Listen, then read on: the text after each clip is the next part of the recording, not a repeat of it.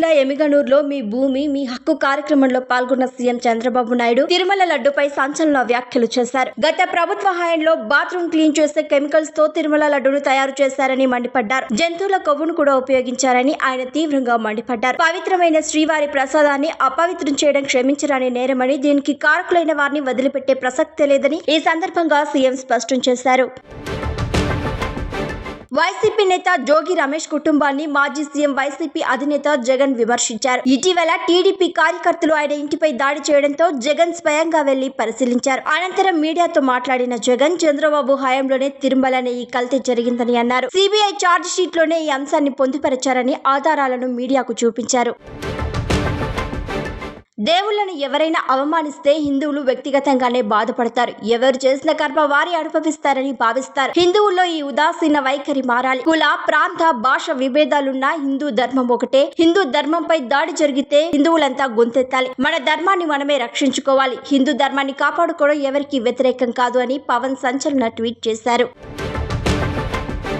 తిరుమల లడ్డు వివాద నేపథ్యంలో జనసేన నేత నాగబాబు మాజీ ముఖ్యమంత్రి జగన్మోహన్ రెడ్డిపై తీవ్ర స్థాయిలో విరుచుకుపడ్డారు. జగన్ ను హిందూ ద్రోహిగా అభివర్ణిస్తూ వైసీపీ హయాంలో సనాతన ధర్మానికి తీరని అపచారం జరిగిందని ఆయన మండిపడ్డారు. ఈ క్రమంలోనే వైసీపీని సోషల్ మీడియాలో ఆడుకుందాం రండి అంటూ జన సైనికులకు, కూటమి కార్యకర్తలకు పిలుపునిస్తూ రాజకీయంగా సరికొత్త యుద్ధానికి తెరలేపారు.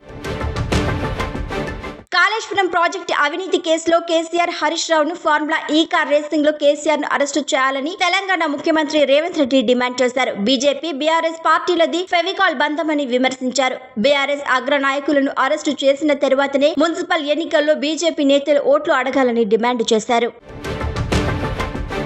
బీఆర్ఎస్ పార్టీ బీసీల పట్ల ఏనాడు చిత్తశుద్ధితో వ్యవహరించలేదని ఆరోపించిన మాజీ ఎమ్మెల్సీ కవిత, రాబోయే మున్సిపల్ ఎన్నికల్లో ఆ పార్టీకి ఓటు వేసే ముందు బీసీలు ఆలోచించుకోవాలని పిలుపునిచ్చారు. బీఆర్ఎస్ పెద్ద నాయకులు పార్టీని గాలికి వదిలేశారని విమర్శిస్తూనే తాము కొత్త రాజకీయ పార్టీని ఏర్పాటు చేయబోతున్నట్లు ఆమె సంచలన ప్రకటన చేశారు. ఈ పార్టీ ఏర్పాటు ప్రక్రియ మరో 3 నెలల్లో పూర్తి కానుందని, ప్రస్తుతం మంచి ముహూర్తం కోసం ఎదురు చూస్తున్నామని ఆమె స్పష్టం చేశారు.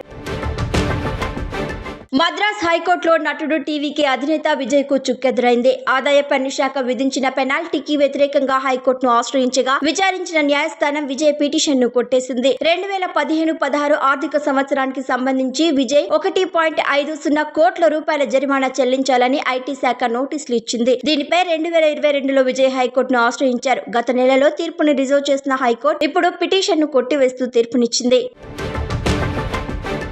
పాకిస్తాన్ రాజధాని ఇస్లామాబాద్ లోని షెహజాద్ ప్రాంతంలో ఉన్న ఒక ప్రార్థన మందిరం వద్ద జరిగిన ఈ ఘటనలో 30 మందికి పైగా మృతి చెందారు. మరో 160 మందికి పైగా తీవ్రంగా గాయపడ్డారు. ప్రార్థనా మందిరం గేటు వద్దకు చేరుకున్న సూసైడ్ బాంబర్ ఒక్కసారిగా తనను తాను పేల్చుకోవడంతో ఈ ఘోర విపత్తు సంభవించింది. రెస్క్యూ బృందాలు ఘటనా స్థలికి చేరుకుని సహాయక చర్యలు చేపట్టగా క్షతగాత్రులను అత్యవసర చికిత్స నిమిత్తం స్థానిక ఆసుపత్రులకు తరలించారు.